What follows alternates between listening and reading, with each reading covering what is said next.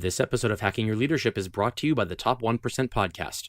If you feel like you're struggling, worrying, overindulging, overmedicating, and underperforming in both business and in life, move out of that survival mode and into a life of limitless potential. Subscribe to the Top 1% podcast, hosted by Dr. Trevor Blattner.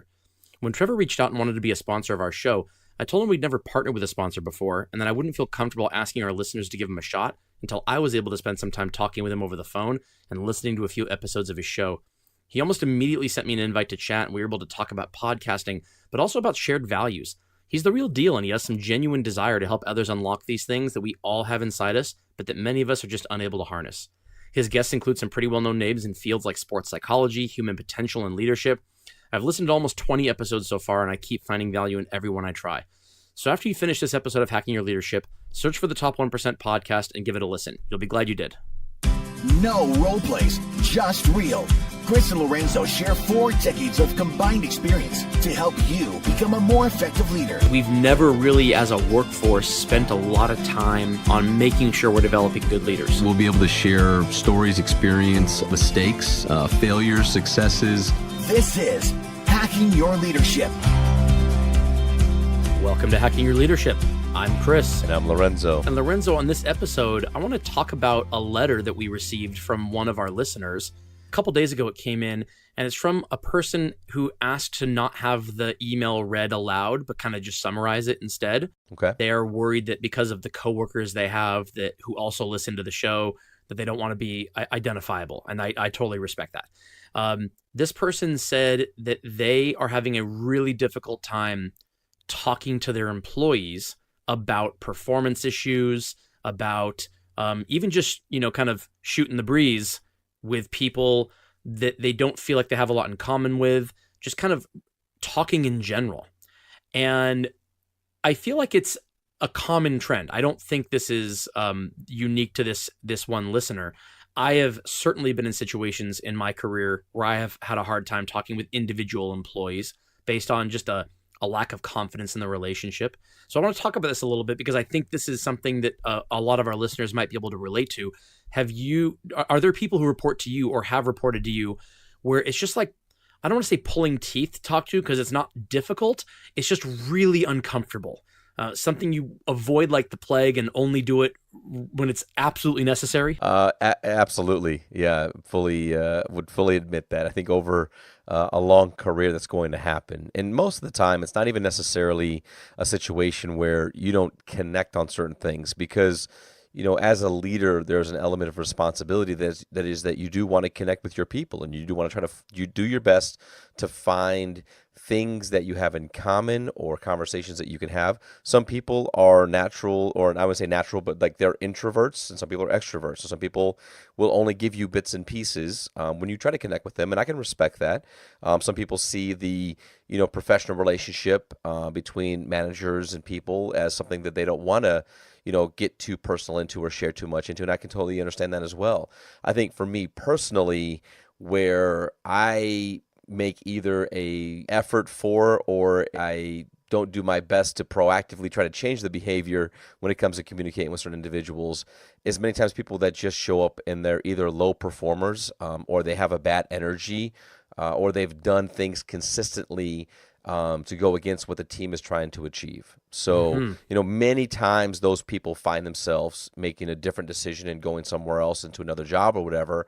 But sometimes they are good people. They are, they do bring value to the team.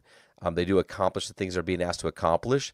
They just kind of have that, sense of they're about themselves and they're not about the team, or you kind of get bits and pieces from multiple people.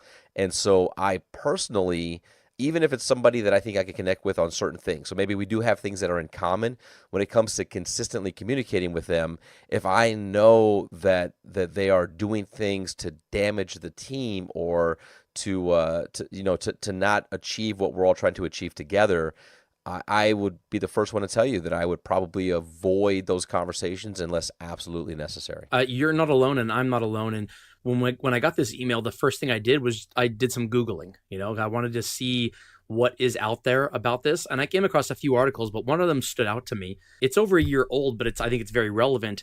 It's written by a writer by the name of Corinne Pertil, who is a reporter with Quartz. And the article's from January of last year, and we'll link to it in the podcast description. But the title of the article says almost 70% of U.S. managers are scared to talk to their employees. And I think scared is, I mean, it's a little clickbaity with the title of the article, scared.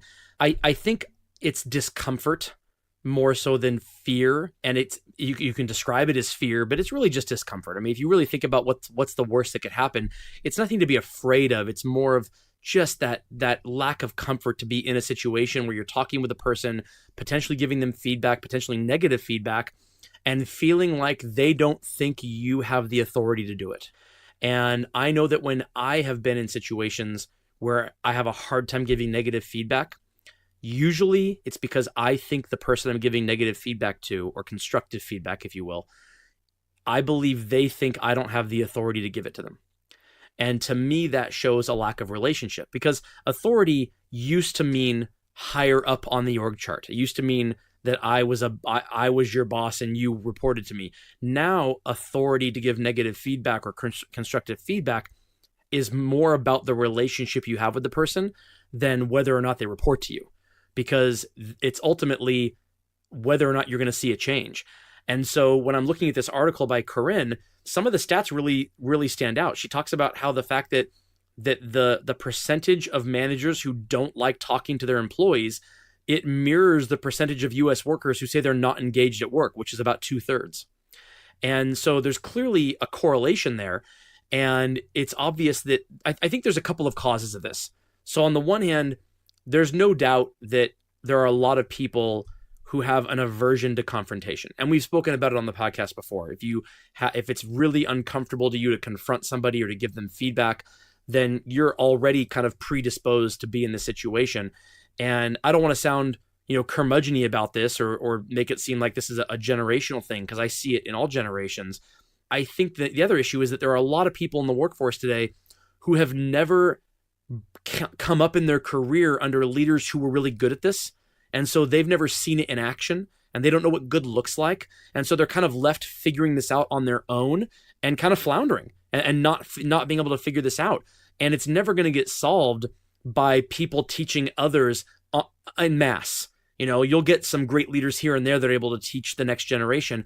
But if you are unfortunate enough to not be reporting to a person who knows how to do this well and can sit you down and say, this is how you give constructive feedback, this is how you build relationships with people to the point where you're allowed to give constructive feedback, et cetera, then these people are going to have to figure this out by themselves. Yeah, no, well, I think it's a great call out. And I really like this article and kind of what you're talking through, because I think there's some good data in there. And I think there definitely are some things that connect naturally in regards to engagement and communication. No, I think what you brought up towards the end made a lot of sense to me. That was the first thing that I was thinking was, with the things that we've discussed previously around social leadership, around the idea of an empowering work environment, around doing things where you're creating culture and whatnot. I think people, and I see this a lot, is people confuse the idea with building great culture and empowering people is that's anti-accountability, when in fact accountability is a huge piece of that. And the reason why I bring that up is because I've had dialogue with other general managers of other organizations and retailers and things like that, and some of the things that I've heard in regards to, we have dialogue around performance management. And what does that look like within your organization, and how do you, work to help people get better? But if they choose not to get better, then how do you move them out of the company and things? We had that type of dialogue. And what I've heard most recently, a lot of, is general managers saying things like, "Well, we just basically reduce their hours until there's no more value for them to come to work." Right? Great. Kick the can down the road to the next set of leaders. Exactly. Right. So it's like they do these things that are not based in direct conversation. They're not based in relationship building. They're not based in accountability and having honest dialogue with people. They're really, worked into the system to either annoy people out of the business or, disengage with them so much that then people do something wrong or stupid, which then results in them losing their job, even though the whole time they should have been released because they weren't good for the job. So I believe that it's one of those things that, most recently, probably in the last 10 years or so, there's less and less. Let me sit down and show you how to have this level of dialogue with somebody and connect with somebody, and also talk about that connection and how that can have an impact on the overall business. A lot of that's gone away, and maybe it's a result of it shifting into HR teams or third-party HR teams, and then it becomes, less about the manager-employee connection and more about, going to these trainings and hearing how to do this theory, but never actually somebody sitting down and showing you how to do it. And I think there's a lack of role modeling of the leaders in maybe the last 5 to 10 years, where as a leader growing up in retail, I can tell you, almost what the weather was like on the certain days that I was sat down by my direct leader and had very specific dialogue about my performance, what I needed to get done, how it needed to happen. And also within that dialogue, we talked about me and my family and what was going on. And so I was able to see that and hear that and be a product of that environment to then be able to pay that forward to my people as I became a leader. It's interesting because as we've gone on throughout the last 10 or 15 years, it has become more important to have regular conversations with employees. And so at the beginning of my career, I could rely on my annual review and then maybe like a mid-year review kind of thing. But anything else, any other conversation I had with my direct manager outside of the kind of formalized review process was kind of one-off conversations where it was almost always, hey, this is what you did wrong. This is what you need to do to get better. Mm-hmm. And they weren't on a regular interval. They were whenever I did something wrong, I needed to do something different. And so maybe that was a couple times a year. Maybe it was never, it really depended. And employees are more and more telling their leaders through surveys and through feedback and just through the very, very high turnover and low engagement that just exists across the workforce. They're telling their leaders over and over again that one of the things that we need in order to feel engaged and to do our best and bring our best to work is we want to have regular, reliable feedback, communication, talks between my manager and me. I need that all the time. And it's not uncommon to see employees who expect that on a weekly basis, or sometimes even more often than a weekly basis. Some employees feel like they need to have their hand held just a little bit. And if they get what they're looking for in the short term, they'll need it less often. They'll become more able to rely on that they can read you as a leader when you come in the room, that you'll be able to talk to them when you have an issue. But if what they need to get going is to know that they have a regular check-in with you, then you might have to schedule that, because they're not going to come to you. They're not going to reach out to you and say, I need to have a check-in. They'll believe that they're coming off as annoying if they want one of those every week or more often than every week. I don't know many people who have a hard time asking for those talks to happen quarterly or biannually, but to say I need one every month or every other week or every week, I don't know many employees who feel comfortable saying that. They'll just let the problem fester. They won't ask for it. So you as the leader, I think you have a responsibility to make sure that you know what kind of feedback rhythm each of your employees is looking for. And it's okay that it's different from each one of them. It's okay if you have some employees that you meet with every week and you have some employees that you don't meet with except for once a month, because some employees need that and some don't. Yeah, no, that's exactly what I was going to say. Is I think it definitely lands, to answer the kind of the question from the listener, who sent the email, it lands in the lap of the leader. You have to have intent to want to proactively approach and talk to all of your people. And if you're struggling with some of those conversations, it's okay to do. Tell them that. It's okay for you as a leader to walk up to one of your people and tell them, say, hey, look, I feel like I'm struggling to connect with you, and that's unacceptable as your leader. I want to make sure that our relationship is such that I can be there to support you in what you're working on, help you build what you want to build, and I want us to be able to have some of those conversations, but I want it to be at your pace, and I want it to be in a way that's comfortable for you as the employee. But I'm struggling because I feel like we're not connecting, and I don't want to fail you in that way. And so let's have a conversation about that. And I think if you do that as a leader, it's going to help figure some of those things out. It's going to help build those relationships, and it's going to help start to build out what it is that the employees need. I think what's funny, as you were talking through some of those scenarios, the more honest dialogue you can have, the more, connection you can make with your people, the less they ask for formal sit-down conversations about their development. Yeah, because they know where they are. They know where they are, and they know that they can ask at any point during the day. And they know, hey, can I get 5 minutes today? Sure. Can we grab a coffee? You got it. I know I can see somebody in the hallway and be like, hey, I haven't seen you in a couple of weeks. How's it going? How's life? What are you up to? What's some of the work that you're working on? When you can have that level of dialogue, then when you actually sit down in the formal environment, you can get a lot more accomplished in that space because informally you're doing those little bits and connections throughout the day, every single day. That to me as a leader is where I get my energy from, are those little 2 and 3 minute fun conversations that's about the person, it's about shoes, it's about music, and a lot of times it's about work, but we're doing it all at the same time quite often throughout the day. And I think that just helps to build the right kind of culture, and that will break down some of those walls. I mean, I love the first thing you said, which is, it's okay to say to an employee who reports to you, I'm having a hard time connecting with you, or I feel like I am, and to own it. Not, I'm having a hard time connecting with you because something's wrong with you. Right. I'm having a hard time connecting, and I'm failing as a leader because I can't, and I need to rectify that. I mean, there's nothing opens up lines of communications and doors to relationship building than approaching a situation from a standpoint of vulnerability, of kind of saying the first problem we're going to talk about here is my own, not whatever not what's going on in your life, and not what you need to work on to get better.